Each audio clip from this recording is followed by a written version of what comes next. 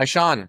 Welcome Hey, back to Just Curious. how you doing? Doing well. Sean is the founder of HumanPilots.ai, where he helps executives integrate AI effectively into their organizations. Many organizations struggle with AI adoption. And the question I think they are seeking to answer, and hopefully Sean has some perspectives, is how can they approach this transformation systematically? Yeah. So what happens often is that when companies are getting started, they focus on the technology of AI. And where we find real success is when you focus on the people and some of the processes and systems. So what we see gets people in trouble is when they don't have the right leadership buy-in, so there's not the alignment. They may not have that sustained commitment to get through some of the initial hurdles they run into. There's a lot of internal resistance that's coming up, but there's a way that you can get past that. There's a way you can build confidence in the leadership and you can get wins. And so we use 8 steps. It's John Cotter's 8-step change thing. He's a Harvard business professor that we just use this and adopt it for the AI adoption. What we get out of this is a lot higher success rates. We always start out with number one with the strategic framework.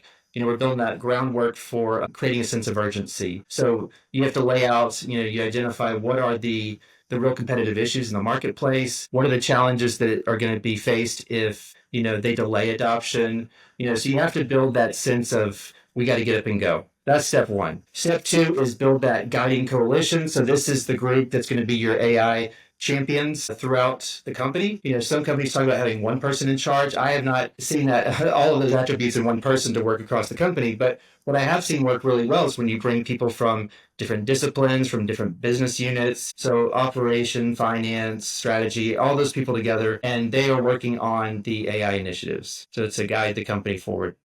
Yep.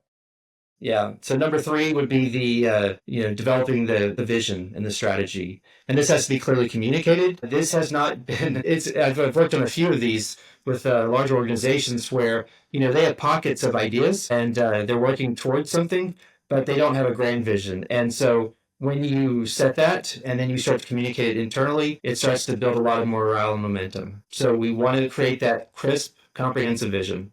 Moving ahead, we get into the enablement phase where we are communicating that vision. That's going to be a series of sustained touch points where everybody's hearing it. It's the same talking points. Everybody knows where the company's going. You're building your AI champions. These are people that are curious inside the company that want to be a part of the new way of doing things. Then we move into number five, which is a big one in a lot of companies, which is removing barriers. So this could be physical, this could be mental, it could be people, but essentially there is resistance that has to be overcome. There's ways of doing that very humanely and appropriately, but when people are uncertain or don't have an understanding of something, they may be reluctant, right? That's completely natural and that's okay. So we want to work through that typically by closing those skill gaps. The more we upskill people that are there, or bring in people with the right talent, it gains confidence throughout the company.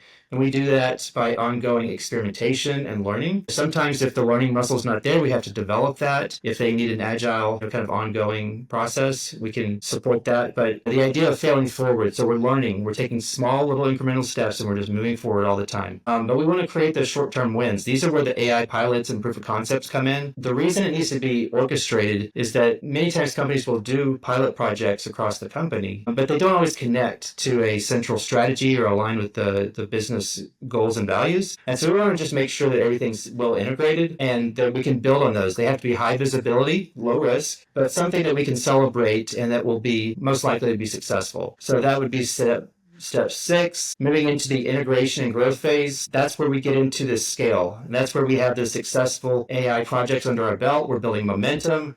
We start to change some of the systems and the policies that have been in place for a while. So this is where the infrastructure starts to shift a little bit, but we're building on the early wins and we're expanding the support throughout the company. So the early adopters are taking shape and they're starting to gain support throughout. Step eight, the final one, going into growth mode, is that's where we just, anchor in and sustain that momentum in the culture. And this is where it starts to really set in, where people are just working with AI tools and working with the human AI practices that are in place. So they have the beginnings and the foundations for an augmented workforce of human and AI collaborating in their works.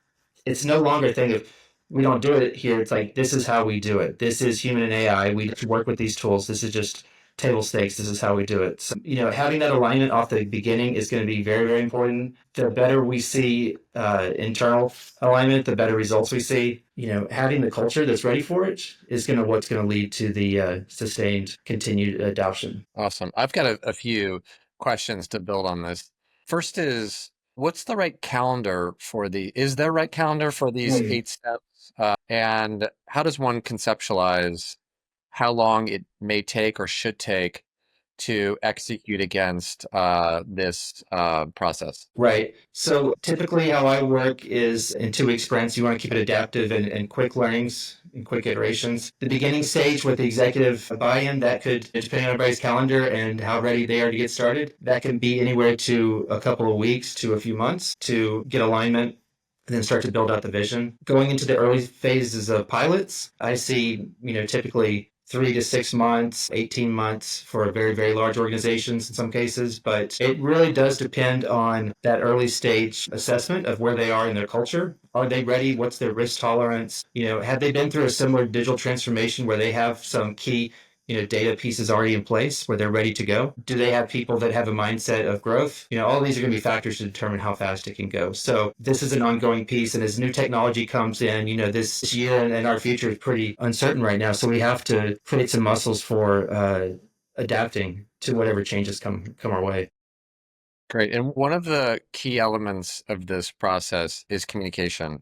Mm-hmm. And I'm curious, in your experience, how to effectively communicate this across both like small and large organizations. A 20-person company, a lot easier to bring everyone in a room or even on a Zoom and, gather their perspectives and communicate a synthesized strategy.